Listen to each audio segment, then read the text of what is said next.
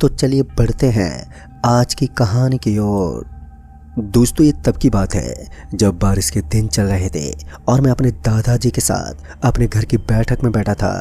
उन दोनों मेरी उम्र 14 से 15 साल की थी जब मेरे दादाजी ने मुझे एक ऐसी घटना बताई थी जिसे सुनकर अच्छे अच्छे लोग कांप उठते हैं। बारिश के चलते मेरे और दादाजी के बीच पुराने ज़माने की बातें होने लगी।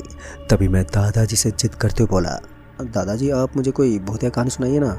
पहले तो दादाजी ने मना कर दिया, लेकिन मेरे हट करने पर दादाजी मान गए। फिर दादाजी ने बताया कि सन 1986 का वो साल था।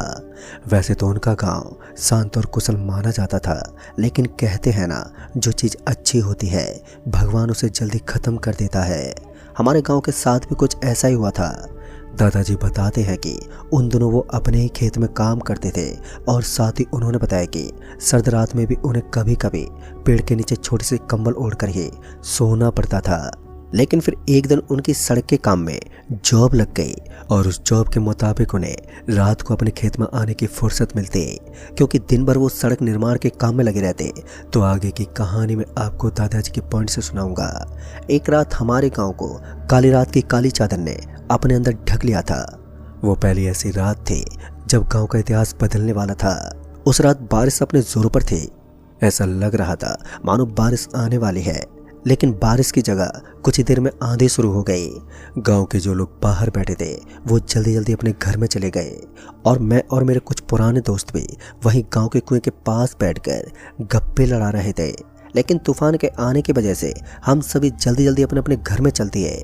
फिर कुछ देर के बाद जब तूफान में गिरावट आई तो हमें गांव के बीच से किसी के रोने की आवाज़ें आने लगी।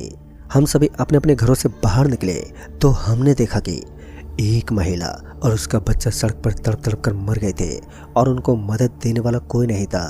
ये देखकर सब गांव वाले बहुत ज़्यादा डर गए थे। उन्हें बहुत ही अफसोस भी हुआ कि वो इतनी घनी रात को उनकी मदद नहीं कर पाए और वो ख़त्म भी हो गए। मुझे ठीक से तो याद नहीं है, लेकिन शायद वो दोनों गांव में सबसे ज़्यादा गरीब थे। खैर, अब होने को भी कौन टाल सकता है। जो होनी थी वो तो बीत गई, लेकिन उसके बाद गांव में कुछ अजीब सा होने लगा।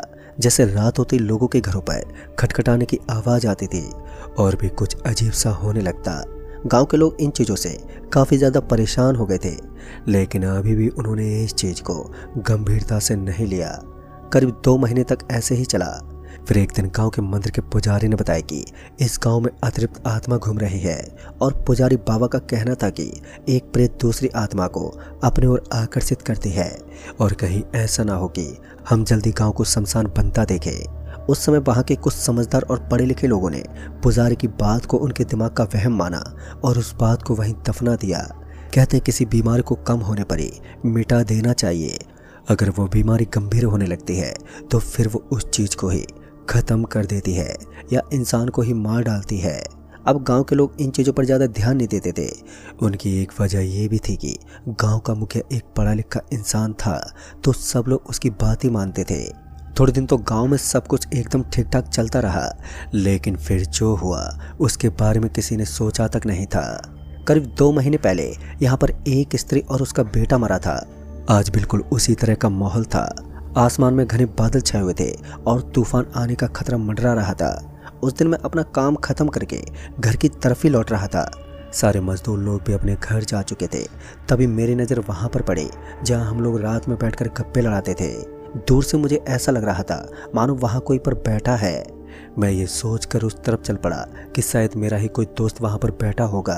लेकिन जब मैं उस जगह पर गया तो मुझे कोई नज़र तो आ रहा था, लेकिन ये मेरा कोई दोस्त नहीं था बल्कि कोई और ही था, जिसके चेहरे पर एक काला कपड़ा बंधा हुआ था और वो दीवार का सहारा लेकर बैठा था। उस दीवार के पास बैठा देख मैं उसे ऊपर से लेकर नीचे तक देखने लगा। उसकी आंखें बंद थी और तभी मेरी नज़र उसकी जेब के बाहर दिख रहे एक हथियार पर पड़ी। तो मैं समझ गया कि ये तो कोई चोर या डाकू है और फिर मैं बिना आवाज़ के चुपके से वहाँ से तुरंत ही निकल गया। जाते समय मैंने देखा कि मुझे उस कुएं के पास भी कोई दिखाई दे रहा था। सफ़ेद सफ़ेद साड़ी पहने एक स्त्री और एक 15 साल का लड़का, और उन दोनों के पास एक आदमी भी बैठा था जिसके हाथ में कोई हथियार जैसी चीज़ दिख रही थी। उस समय मैं अपनी जान बचाने के लिए अपने घर में घुस गया। उस दिन तो मेरे शरीर को कोई आघात नहीं पहुंचा, लेकिन आज की रात मेरे अंदर एक अजीब सा डर बैठा रहा। मुझे नहीं मालूम कि इन दोनों गांव की बिरादरी में क्या चल रहा था। उस दिन वाली बात मैंने अपने घर वालों को भी बताई, लेकिन उन्होंने फिर से नज़रअंदाज कर दिया। उसी रात जब मैं खाना खाने के बाद बिस्तर पर सोने के लिए जा रहा था, तभी मेरे घर के दरवाजे पर अचानक से दस्तक हुई और दस्तक के होते ही मैं दरवाजे की तरफ बढ़ने लगा। हमारे दरवाजे में एक छोटा सा महीन छेद था, तो मैं उसके अंदर से पहले से देख लेता था कि दरवाजे के बाहर कौन खड़ा है। मगर जैसे ही मैंने उस छेद के अंदर से दरवाजे के बाहर का दृश्य देखा तो मेरा शरीर सुन्न पड़ गया, क्योंकि खटखटाने की आवाज़ तो आ रही थी, लेकिन बाहर की तरफ मुझे कोई भी नजर ही नहीं आ रहा था। अभी भी वो खटखटाने की ध्वनि मुझे सुनाई दे रही थी, किंतु बाहर मुझे किसी के होने का एहसास तक नहीं हुआ। मैं बिना दरवाजे को हाथ लगाए वापस अपने बेड पर आकर लेट गया। मुझे पूरे तरीके से विश्वास हो गया था कि ये कोई नॉर्मल चीज़ तो नहीं है, ज़रूर कोई पैरानॉर्मल एक्टिविटी है ये। पूरी रात मेरे दिमाग में अजीब अजीब चलता रहा, और फिर जब सुबह हुई तो गांव की हालत बहुत ही ज़्यादा बिगड़ गई थी। कुछ लोग रो रहे थे और कुछ लोग घायल पड़े थे। गांव के अंदर 3 जनों की मौत भी हो गई थी, और इस हादसे ने गांव को बहुत ही बुरी तरह झंझोर दिया था। कहीं ना कहीं ये सब किसी अनजानी ताकत का काम था। मेरे मम्मी पापा ने भी मुझे अब रात के समय घर से बाहर कदम रखने से मना कर दिया। मैं खुद डरा हुआ था, तो भला रात में घर से बाहर निकलने की सोच भी कैसे सकता हूँ। जिन लोगों की मौत हुई थी उनकी लाश पर चाकू के घाव बने हुए थे। ऐसा लग रहा था मानो उनके शरीर को छलनी छलनी कर दिया हो, यानी कि उनका पूरा शरीर जख्मों से भरा पड़ा था।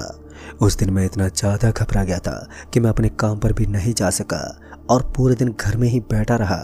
गांव के लोग मृत लोगों को दाग देने के लिए शमशान घाट ले गए, लेकिन दहशत का सफर अभी तो सिर्फ शुरू हुआ था, क्योंकि वास्तव में जो होने वाला था उसका अंदाज़ा लगा पाना भी हमारे लिए बहुत ही ज़्यादा मुश्किल था।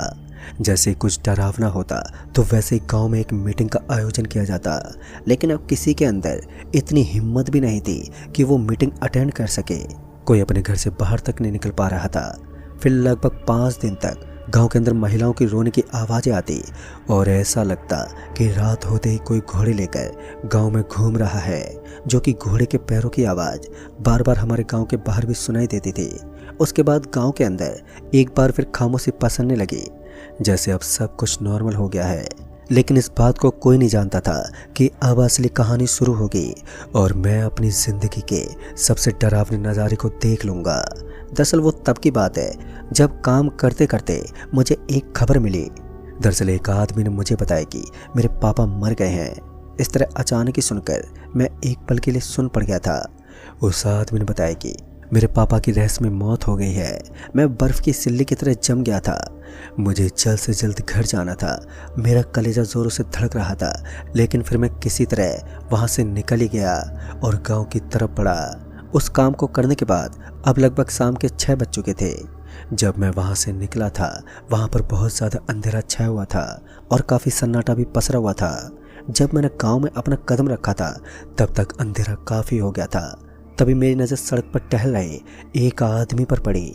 मुझे लगा कि ये मेरे ही पापा हैं, और जब मैंने वहाँ पर टहल रहे उस आदमी को देखा तो मेरी दृष्टि उसके ऊपर से हिली नहीं। फिर मैं आगे बढ़ने लगा, तभी अचानक से किसी घोड़े की आवाज़ आई, मानो सड़क पर कोई दौड़ रहा है।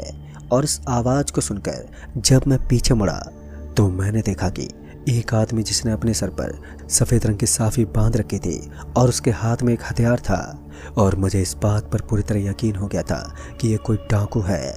फिर वो मेरी तरफ बढ़ने लगा। मैं सीधा सड़क की ओर भागा और उस आदमी ने आवाज़ देते हुए मुझे अपने से बाएं ओर भागने का इशारा किया, और उस आदमी की बात मानकर मैं जल्दी से बाएं तरफ की साइड में मुड़ गया। तभी मैंने देखा कि वहाँ पर एक छोटा सा छतर बना था।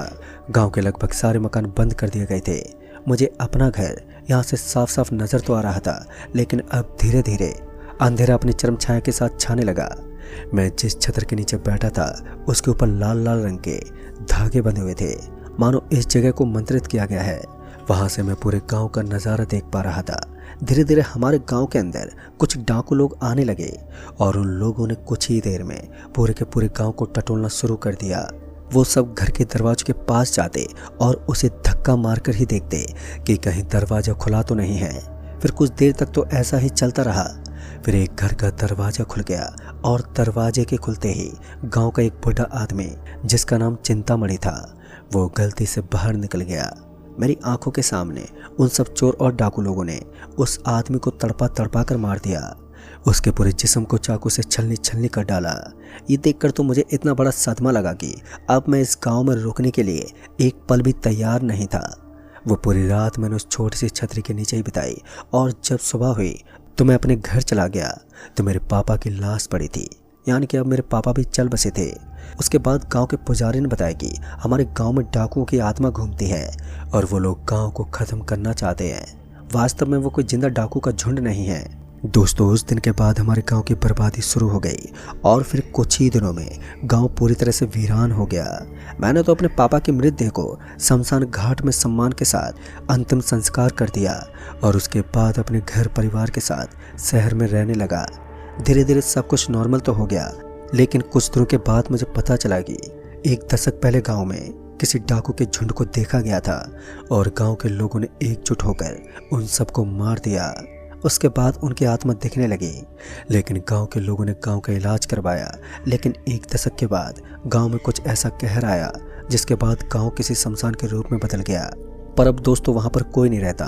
दादाजी ने बताया कि इस घटना के बाद उन्होंने इस गांव को ठीक से नहीं देखा। उनका कहना है कि अब और उनके गांव के बीच की दूरियां काफ़ी ज़्यादा बढ़ गई हैं।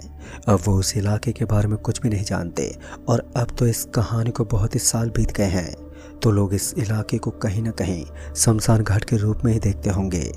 तो दोस्तों, इस कहानी में बस इतना ही। कहानी आपको पसंद आई हो तो वीडियो को लाइक शेयर ज़रूर कर दें और साथ ही हमें नीचे कमेंट बॉक्स में ज़रूर बताएं। तो मैं आपका दोस्त राजकुमार जल्द ही मिलूँगा ऐसी एक और नई कहानी के साथ। तब तक के लिए बाय एंड टेक केयर।